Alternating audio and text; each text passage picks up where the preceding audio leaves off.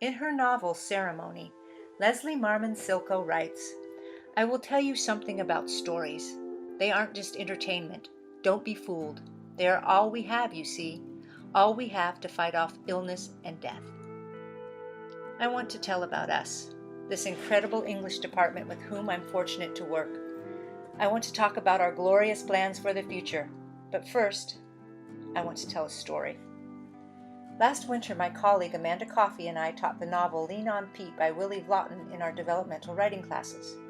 Mr. Vlotten lives in Scappoose, Oregon, but he's an internationally famous novelist, and he was scheduled to read at Oregon City Library near the end of the term, so we thought it would be great for our students to get a chance to see him.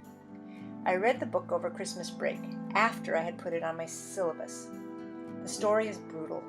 A teenage boy who has been abandoned by his mother in early childhood moves to Portland with his affable but absent alcoholic father. To make ends meet, the boy Charlie takes a job with an unscrupulous horse owner named Dell. After his father is murdered, Charlie secretly moves into Dell's tack shed at Portland Meadows to avoid being put into foster care.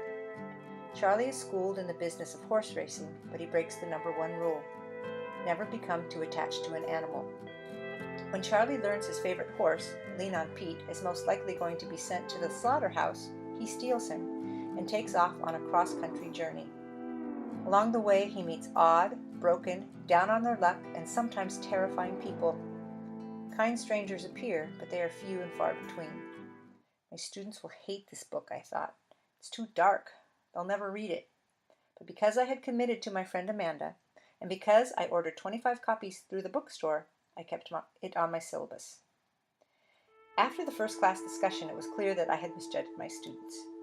People who had barely handed anything in all term did the reading. Many went beyond the assigned number of pages. Some read the entire novel in a single sitting, and they couldn't stop talking. Some knew the ins and outs of the foster care system firsthand. Others knew a lot about horses. Many had been children of alcoholics and or drug abusers, or they were recovering addicts themselves. They understood Charlie's story, and although most had thankfully not faced the extreme situation Charlie finds himself in, many had lived parts of it, and while their papers weren't perfect, they were alive. Each one had a distinct, urgent voice. Each one was a story in itself. Because he was reading in the evening and many students have families and jobs to attend to, going to see Mr. Vlotten at the Oregon City Library was an optional assignment. A third of my class turned up. Mr. Vlotten, who is the lead singer of a band called Richmond Fontaine, played music, read from his latest book, and told stories. My students listened as if their lives depended on those stories. They asked questions. They got his autograph. After the reading, Amanda and I told Mr. Vlotten how much his book meant to our students. We shared some of their stories with him. We talked about how we all recognize that after Charlie endures so much meanness, he starts to become just a little bit mean himself. "You got that?" he said. "Not everyone sees that." The next day, Amanda and I got emails from Mr. Vlotten telling us we made his evening. He said we were damn nice. A couple of days later, we got a package in the mail. A box of CDs, music he had created while in the process of writing Lean on Pete. There were enough to give one to each of our students who had gone to his reading. On the last day of class, a woman from the Philippines who claimed not to have read a novel in 19 years showed me 2 new books she had just purchased. A young man displayed a comic he and his friend had begun to create. "I always wanted to do this," he said. "Watching that guy read made me realize people actually do stuff like this." I told him about our comics program. Well, I think it's important to study comics in Portland, first of all, because we have 4 major comics publishing companies here. So there is an availability of jobs for people who know something about comics. There's also an up-and-coming online comics publisher based right here in Portland. Portland is a mecca for the comics community, so it makes sense to study comics here. But it also makes sense to study comics for wider reasons, having to do with the fact that, first of all, we're creatures who tell stories. That's how we make sense of our world. We're moving out of a print culture. Traditionally we've studied stories in print, but we're moving into a culture that more and more is telling stories with images. And in fact, we're living in a culture that's saturated with images, and we breathe those in. We don't examine them in ways that we should. They're reflected in the way we dress, the way we talk, the way we interact with each other, and we don't think about them enough.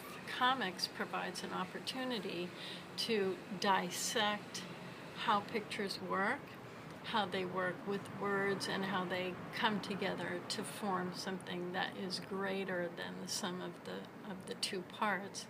And they give us an ability, by studying them, they give us an ability to take that knowledge of how images work on us and apply it in the wider setting of the world.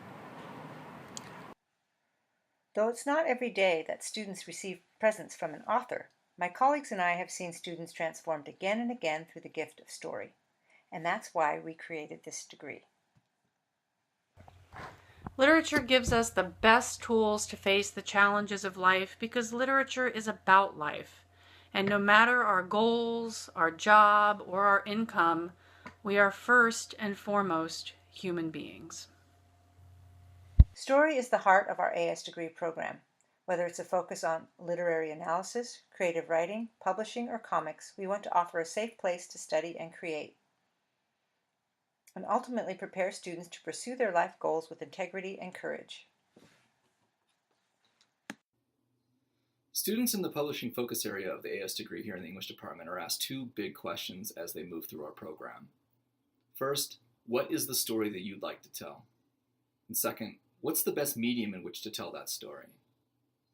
Because of the energy, the resources, the faculty that we have here in the English department, we are able to help students realize these stories as books that are both in print and electronic.